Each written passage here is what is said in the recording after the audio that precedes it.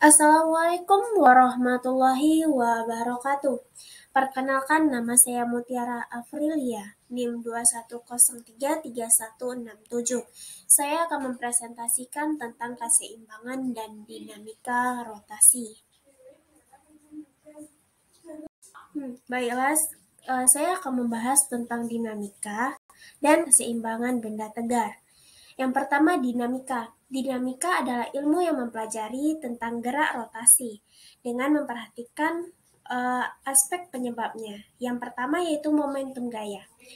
Momentum gaya biasanya kita pakai instruksi jari yang ibu jari sebagai arahnya ya.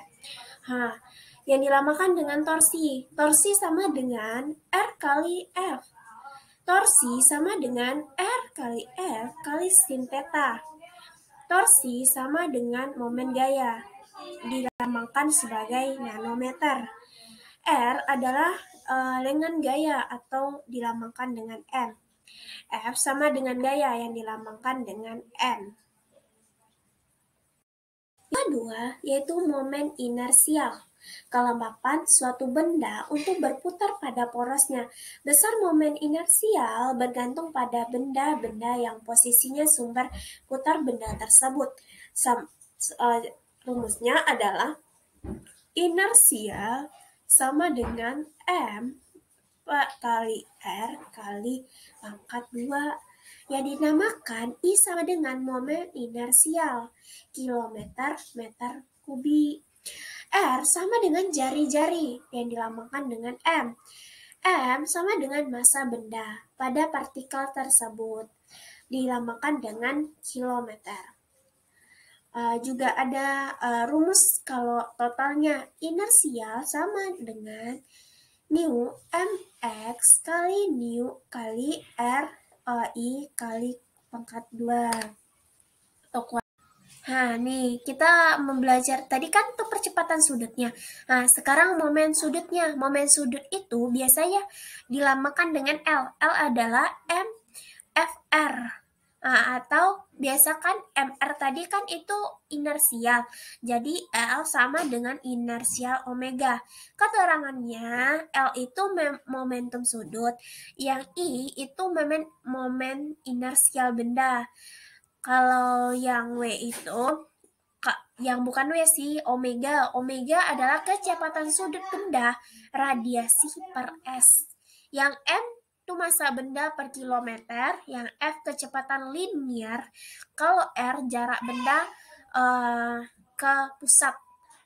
Ada juga hukum kekalahan momentum sudut yang mengatakan jika tidak ada momen gaya yang bekerja atau nu T sama dengan 0, maka momentum sudut benda yang berotasi adalah tetap. Nih, ada yang keempat. Yang keempat itu energi kinetik. Energi kinetik ini ada energi kinetik translasi atau gerak lurusnya, ada energi kinetik rotasinya, ada energi kinetik total benda menggelinding. Kalau translasi itu EK sama dengan setengah mv kuadrat. Kalau energi kinetik rotasi itu EK sama dengan setengah inersial omega kuadrat. Kalau energi kinetik total benda menggelinding itu, misalkan pada benda yang bergerak itu kan menggelinding bendanya, akan melakukan translasi dan rotasi. Jadi itu bentuk percampuran dua rumus antara translasi dan rotasi. Ini yang B lagi, keseimbangan benda tegar. Harus kita ketahui dulu, apa sih benda tegar, ya kan? Benda tegar adalah satu benda yang bentuknya tidak berubah saat diberi gaya dari luar. Mungkin semua gaya yang bekerja pada benda tersebut hanya dianggap bekerja pada titik materi yang menyebabkan terjadinya gerak translasi. Disebut nu F sama dengan 0. Ada pula nih syarat-syaratnya. Syarat yang pertama, total gaya yang bekerja pada benda itu harus 0 dengan 0. Kayak itu, nu F sama dengan 0. Yang kedua, itu total momen gaya torsi yang bekerja pada benda sama dengan nol, malah nu torsi sama dengan nol. Ada juga momen koper. Momen koper tuh apa sih? Kenapa sih koper tuh apa sih, ya kan? Nih, momen koper itu pasangan gaya yang bekerjanya sama, tetapi berlawanan arah. Koper yang bekerja pada suatu benda akan menyebabkan terbentuk momen koper. Secara matematis, biasa dirumuskan F sama dengan F kali D. Kalau M-nya ini itu momen koper, nanometer biasanya satuannya, bukan biasanya, memang iya ya. Kalau F itu ada gaya, dilamakan dengan N. Kalau yang D itu panjang, lengan gaya yang bekerja, misalkan biasa dilambangkan dengan M.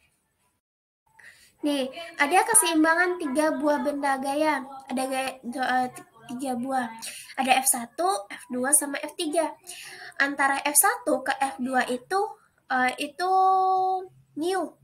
Kalau F2 ke F3 itu beta. Dari F3 ke F1 itu alfa. Jadi kita rumuskan sama dengan F1 per sin beta. Kita kali silang. Sin beta. F2 per sin alfa. Nah, F3 sama dengan beta. Kan kita kali silang. Pada prinsipnya, suatu benda yang terdiri dari banyak partikel di mana setiap partikel memiliki berat.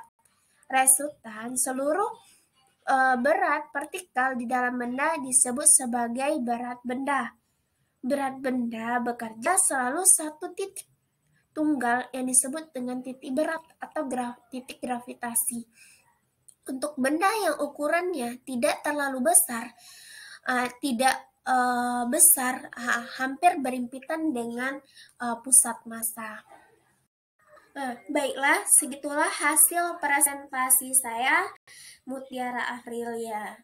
Saya tutup dengan Assalamualaikum warahmatullahi wabarakatuh.